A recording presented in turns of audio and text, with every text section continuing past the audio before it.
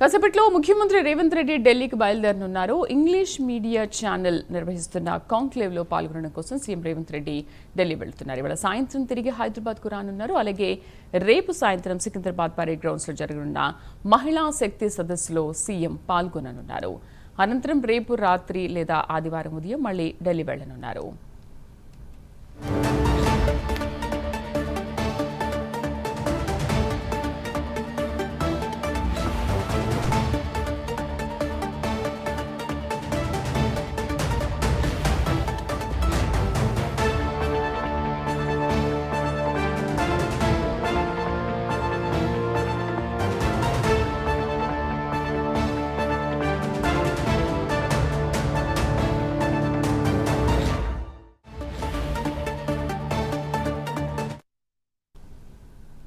కాసేపట్లో సీఎం రేవంత్ రెడ్డి ఢిల్లీకి బయలుదేరనున్నారు. English media channel నిర్వహిస్తున్న కాంక్లేవ్ లో పాల్గొనడం కోసం సీఎం ఢిల్లీ వెళ్తున్నారు. ఇవాళ సాయంత్రం తిరిగి హైదరాబాద్ కు రానున్నారు. అలాగే రేపు సాయంత్రం సికింద్రాబాద్ పరేడ్ గ్రౌండ్స్ లో జరగనున్న మహిళా శక్తి సదస్సులో సీఎం పాల్గొననున్నారు. అనంతరం రేపు రాత్రి లేదా ఆదివారం ఉదయం మళ్లీ ఢిల్లీ వెళ్లనున్నారు. మా కరెస్పాండెంట్ అజీం పూర్తి సమాచారం అందిస్తారు.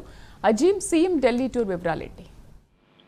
కాసేపట్లో సీఎం రేవంత్ రెడ్డి ఏదైతే ఢిల్లీకి బయలుదేరుతున్నారో అక్కడ ఇంగ్లీష్ ఛానల్ నిర్వహించినటువంటి ఒక కాంక్లేవ్ మీటింగ్ లో సీఎం రేవంత్ రెడ్డి పాల్గొనున్నారు. అలాగే ఈ రోజు సాయంత్రమే మరొకసారి తిరిగి ఏదైతే హైదరాబాద్ కు వస్తారో రేపు జరిగినటువంటి సికింద్రాబాద్ లో మహిళా శక్తి సదస్సులో కూడా పాల్గొంటారు. పాల్గొన్న అనంతరం మరొకసారి ఢిల్లీకి వెళ్లే అవకాశం ఉన్నట్లు కూడా మనకు సీఎం క్యాంప్ ఆఫీస్ నుంచి అందుతున్నటువంటి సమాచారం. ఏదైతే ఈ నెల 10వ తేదీకి ఏదైతే ఎమ్మెల్యే కోట ఎమ్మెల్సీ ఎన్నికలకు సంబంధించినటువంటి నామినేషన్లకు చివరి రోజు. సో ఇప్పటివరకు అభ్యర్థులటువంటి ఖరారు విషయం అయితే ఇంకా క్లారిటీ రాలేదు. ఈ నేపథ్యంలో మరోసారి రేవంత్ రెడ్డి సాయంత్రం ఢిల్లీకి వెళ్లి అక్కడ AICC general secretary KC Venugopal అలాగే ఏఐసీసీ అధ్యక్షుడు కార్గేని కలిసి ఏదైతే అభ్యర్థుల ఎంపికకు సంబంధించిన విషయంపై చర్చించే అవకాశం ఉన్నట్టు కనిపిస్తుంది. అయితే పార్టీ నిర్ణయించినటువంటి పేర్లు కూడా కొన్ని ఉన్నాయి. మీనాక్షి నటరాజన్ ఇటీవల వచ్చిన సందర్భంలో నిర్వహించినటువంటి సమావేశాల్లో కూడా కొన్ని పేర్లను పరిశీలనకు తీసుకున్నారు. సో ముఖ్యంగా నిన్న జరిగిన కేబినెట్ లో కూడా ఏదైతే ఎస్సీ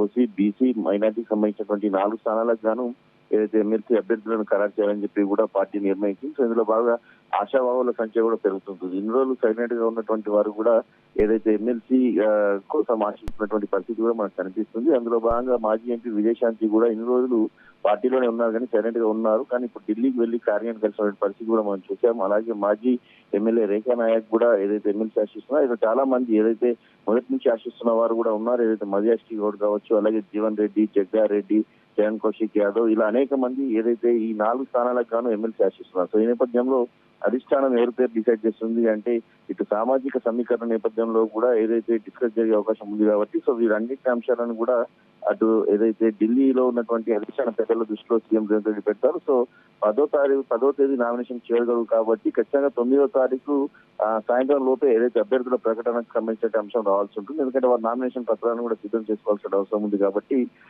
9వ తారీఖు సాయంత్రం లోపు ఏదైతే సీఎం రేవంత్ రెడ్డి ఢిల్లీలోనే ఉండి ఏదైతే అభ్యర్థుల ఎంపికకు సంబంధించినటువంటి పేర్లను ఖరారు చేసి వచ్చే అవకాశం అయితే కనిపిస్తుంది. శ్రీదేవి, అజీం, ఎందుకు ఇన్ని రోజులు సైలెంట్ గా ఉన్న రామలమ్మ ఒక్కసారిగా ఢిల్లీ టూర్ ఎందుకు పెట్టుకున్నారు? ఎందుకు మళ్ళీ ఎమ్మెల్సీ కోటాలు ఎందుకు ట్రై చేస్తున్నారు అనుకోవచ్చు?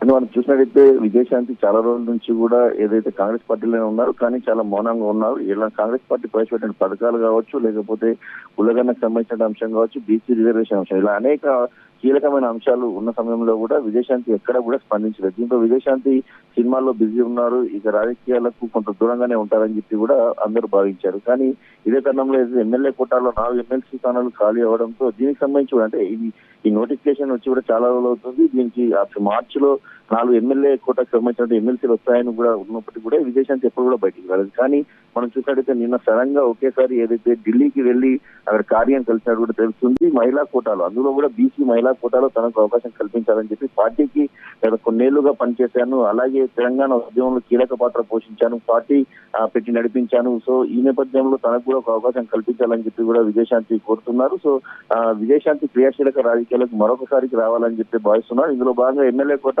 ఎమ్మెల్సీ ఇచ్చినట్టయితే తాను మరొకసారి ప్రభుత్వంలో కీలక పాత్ర పోషించే అవకాశం ఉంటుంది. ఖచ్చితంగా ఏదైతే పార్టీకి సంబంధించినటువంటి ప్రభుత్వం పరిచయం పథకాలు కావచ్చు, పార్టీకి సంబంధించిన లైన్ లో ఖచ్చితంగా నడిచే అవకాశం ఉంటుంది. కాబట్టి తనకు మరొకసారి అవకాశం ఇస్తే పార్టీలో క్రియాశీలకంగా పనిచేస్తానని చెప్పి పార్టీ బలోపేతానికి మరింత కృషి చేస్తానని చెప్పి కూడా అటు ఖార్గేకి చెప్పినట్టు కూడా మనకు తెలుసు శ్రీదేవి.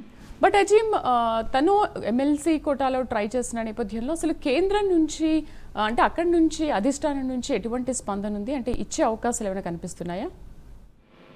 అధిష్టానం నుంచి ఏదైతే ఖార్గేతో మాట్లాడిన సందర్భంలో ఖార్గే అయితే ఇప్పటికైతే మేము పరిశీలనలో ఉన్నాం, ఈ పేరు కూడా పరిశీలిస్తామని చెప్పినట్టు మనకు ఏదైతే వార్తలు అందుతున్నాయి. అయితే ఖచ్చితంగా విజయశాంతికి ఎమ్మెల్యే కోట ఎమ్మెల్సీలో అవకాశం వస్తుందని మనం చెప్పుకోలేము. ఎందుకంటే చాలా మంది సీనియర్లు ఇంకా కూడా పోటీలో పడుతున్నారు. ఎందుకంటే విజయశాంతి చూసినట్టయితే మనం అసెంబ్లీ ఎన్నికల కంటే ముందు కూడా ఏదైతే కాంగ్రెస్ పార్టీకి వ్యతిరేకించి బీజేపీ పార్టీలో చేరారు. సో బీజేపీలో ఎమ్మెల్యే ఏదైతే అసెంబ్లీకి సంబంధించిన ఎన్నికలు పూర్తయిన తర్వాత కాంగ్రెస్ పార్టీ అధికారంలోకి వచ్చిన తర్వాత పార్లమెంట్ ఎన్నికల కంటే ముందు ఏదైతే బీజేపీ మరొకసారి కాంగ్రెస్ పార్టీలో చేరారు. సో మనం ఇటీవల నటరాజన్ చేసిన వ్యాఖ్యలు చూసినట్టయితే ఎవరైతే క్రియాశీలకంగా పార్టీ కోసం గత కొన్నేళ్లుగా కష్టపడి పనిచేస్తున్నారో, ఎవరైతే తమ పదవులను త్యాగం చేశారో వారికి మొదటి ప్రాధాన్యత ఉంటుందని చెప్పి కూడా మీనాక్షి నటరాజన్ కావచ్చు, అలాగే సీఎం రేవంత్ రెడ్డి, పిసిసి అధ్యక్షుడు మహేష్ కుమార్ గారు ముగ్గురు కూడా అనేక సందర్భాల్లో చెప్పినట్టు పరిస్థితిని కూడా మనం చూసాం. సో ఈ ఈక్వేషన్ ని మనం చూసుకున్నట్టయితే ఖచ్చితంగా విజయశాంతికి వస్తుందని అయితే ఛాన్స్ అయితే లేదని మనం చెప్పుకోవాలి. ఎందుకంటే ఈ తరుణంలో విజయశాంతి కేవలం